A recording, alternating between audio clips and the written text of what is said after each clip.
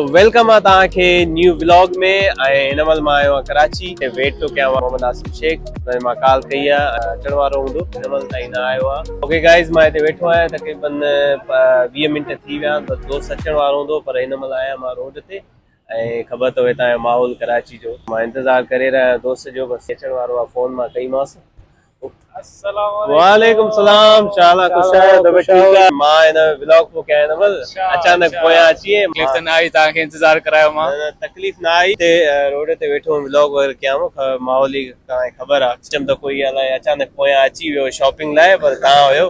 Guys he अची वियो मुंहिंजो दोस्त मोहम्मद आसिम शेख। ही कराची में हूंदो आहे, हिते जॉब वग़ैरह कंदो आहे। अच्छा इहो आसिम, हाणे मूंखे लॻी आहे बुख ऐं मूंखे हाणे अहिड़ी जॻह वठी हल जिते माहौल बि सुठो हुजे ऐं उतां जो खाधो फूड फास्ट फूड, मूंखे बर्गर वग़ैरह खाइणो आहे। सो मूंखे अहिड़ी जॻह ते वठी हल जिते मज़ो अची वञे, ऑडियंस बि ॾिसे त उन्हनि खे बि सुठो लॻे।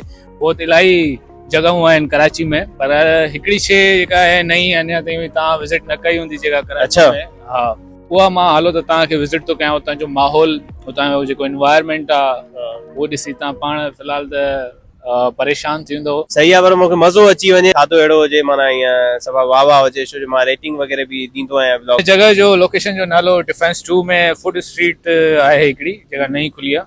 हलूं था, let's go. Okay let's go.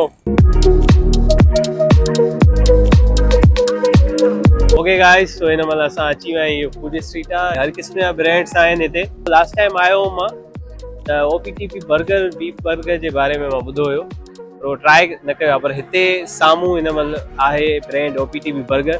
सो हलंदासीं हिन जो बर्गर ट्राई कंदासीं।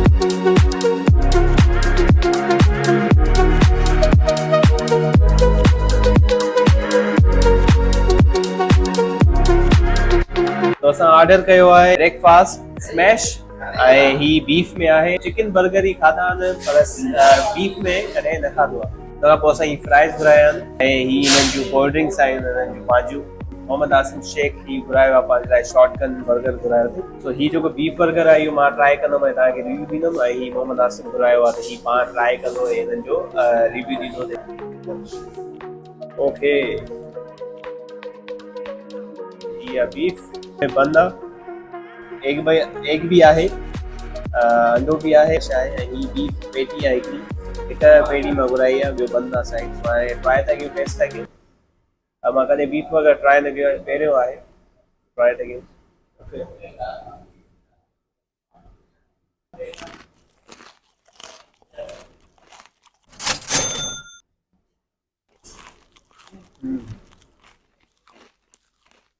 नाइस। मां कॾहिं बीफ बर्गर ट्राई न कयो आहे, त हिनखे मां कंपेयर कंहिंसां कयां? फर्स्ट टाइम आहे केचप सां ट्राई। केचप आहे, ही बि हिननि जो OPTP जो पंहिंजो ई केचप आहे। ओके, मलाईदार सुठो टेस्ट थो अचे हिन में, छो जो अंडो विधो अथनि त हुनजो बि टेस्ट आहे अलॻि सां, ॾिसी सघो। ऐं मां हिनखे कंपेयर त नथो करे सघां, पहिरियों बर्गर आहे, ॿियो मां बीफ बर्गर ट्राई न कयो आहे। पर हिनखे मां रेटिंग ॾेई थो सघां आउट ऑफ 10 त मूंखे कीअं लॻो। सो मूंखे सुठो लॻो, मां हिनखे ॾींदुमि 8.5 ॾींदुमि। अच्छा, फ्राइज़ हिननि जूं ट्राई कयूं। फ्राइज़ भी ओके, फ्राइज़ जो टेस्ट न आहे, पर केचप सां जेकॾहिं खाओ था त केचप सां ओके आहे। 8 out of 10। Cold drink try था कयूं। नई OPTP पंहिंजी कोल्ड ड्रिंक आहे, कोला फ्लेवर आहे। ओके, सिमिलरली वरी मां चूं त हिकिड़ी शइ थोरी चेंज घुरायां मां वरी जेको आहे शॉटगन घुरायो आहे। ही शॉटगन बर्गर आहे।